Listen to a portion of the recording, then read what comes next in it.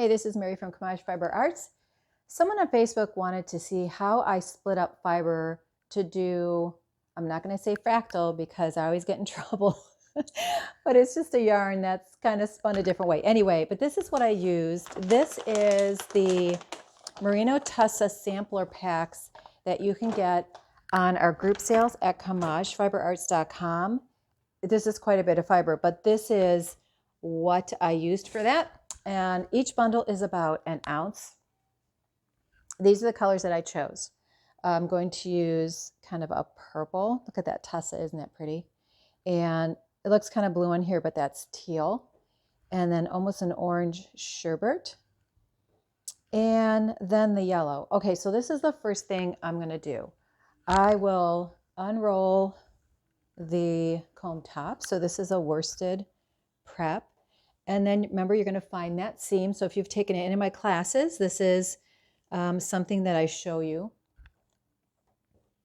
because the comb top is flat, and then when it goes to the machine, they fold it over. Okay, so the next thing I'm going to do is I will sort of gauge where the center is, and then I'm going to pull it apart.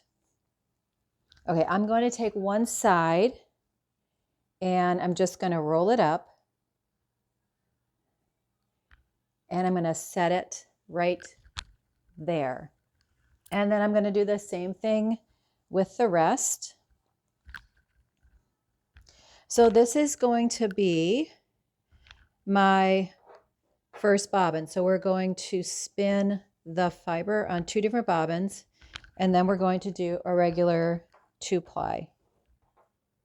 Okay, there's that sherbet. That tussa silk, whoops, that tussa silk is so pretty. And there's my second one. Here's my third.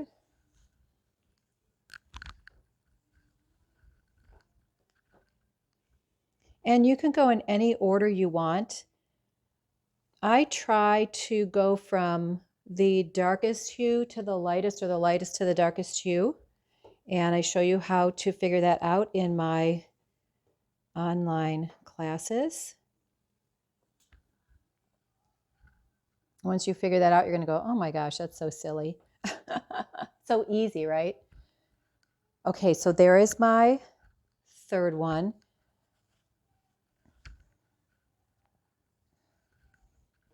Here is my fourth one. I'm not going to take it all apart. Since I just have the flat piece, I kind of know where it is, and it'll just pull it apart.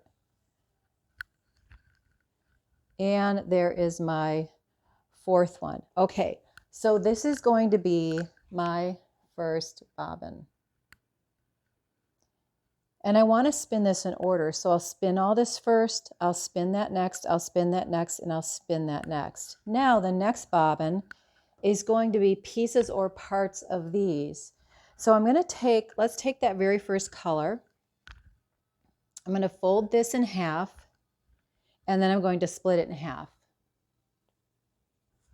And I'm going to fold this in half again and split that in half again. So I have 4 pretty equal pieces. Okay, and then I take those, I kind of roll them up, and then I set them next to the color.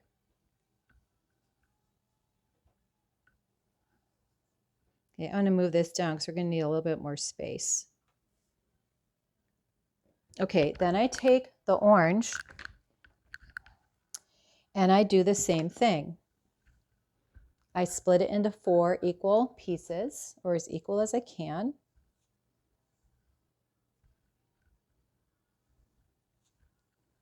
Take that, and that's going to go second.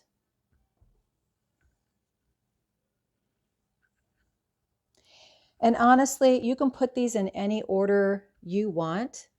Change it up however you want. There's no right or wrong for this technique, however you want to do it. All right, now we're going to do the blue.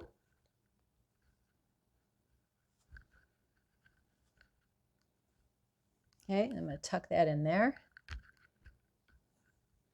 Tuck that in there. think we're losing space with the camera because it's getting kind of big. Okay, and there's that. Okay, now we do the purple, do the last one. And that goes there.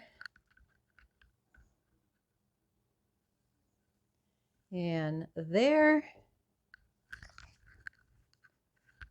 I'll move my camera out so you can see the whole thing.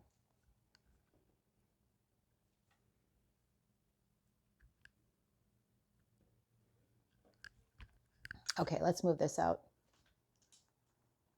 Okay, so now you're going to spin the second row from here all the way down in order. So this is your first bobbin, that's your second bobbin, and then ply them together. So you get a really cool effect, and I will get to work and I'll spin this and I'll come back another day and show you the result. It actually turns out really, really pretty. All right, and thanks for watching, and I'll talk to you soon.